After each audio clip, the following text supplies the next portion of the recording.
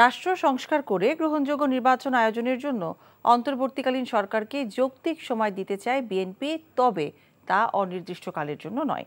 সিলেটে এক অনুষ্ঠানে দলের এই অবস্থানের কথা জানান বিএনপি মহাসচিব মির্জা ফখরুল ইসলাম আলমগীর। বলেছেন, ভারতে বসে দেশের স্থিতিশীলতা নষ্টের চক্রান্ত করছেন স্বৈরাচারী শেখ হাসিনা। সজল ছত্রীকে সাথে নিয়ে ইমরুল হাসানের রিপোর্ট। বাংলাদেশ জাতীয়তাবাদী দলের মহাসচিব রোববার বিকেলে সিলেট জেলা ও মহানগর বিএনপি নেতাকর্মীদের সাথে মতবিনিময় করেন মির্জা ফখরুল ইসলাম আলমগীর। অনেকে আন্দোলন প্রতিবেশী দেশের পানি আগ্রাসনের শিকার বাংলাদেশ এমন মন্তব্য করে তিনি বলেন, বাঁধ খুলে দেওয়ার কারণে আকস্মিক বন্যা হয়েছে দেশের দক্ষিণ পূর্বাঞ্চলে।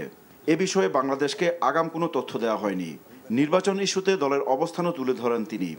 অন্তর্বর্তীকালীন সরকারকে আমরা যৌক্তিক সময় দিতে চাই এবং সেই যৌক্তিক সময় যেটা বলেছি যে আপনার একটা সংস্কার, যেগুলো জায়গায় সংস্কারের কথা বলা হয়েছে সেই সংস্কার করতে যতটুকু সময় লাগে, বাট এটা যৌক্তিক সময় হতে হবে। এটা এমন না যে আপনার অনির্দিষ্ট সময়, যেমন ইলেকশন কমিশন ঠিক করতে হবে, তাই না?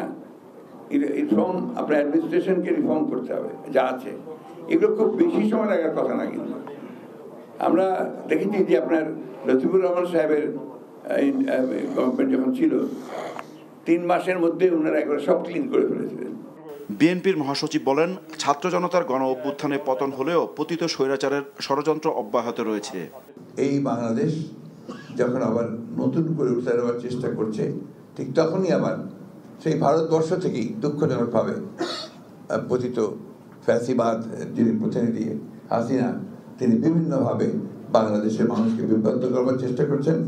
বাংলাদেশের এই যে একটা অর্জন, আপনার একটা নতুন দেশ নির্মাণ করবার যে সুযোগ সৃষ্টি হয়েছে, সেটাকে আবার ব্যাহত করবার চেষ্টা করছে। সকালে সিলেটে পৌঁছে হজরত শাহজালালের মাজার জিয়ারত করেন মির্জা ফখরুল। এদিকে মুক্তিযোদ্ধা দলের প্রতিষ্ঠা বার্ষিকী উপলক্ষে সংগঠনের নেতাকর্মীদের নিয়ে শহীদ রাষ্ট্রপতি জিয়াউর রহমানের মাজারে শ্রদ্ধা জানান হাফিজউদ্দিন আহমেদ।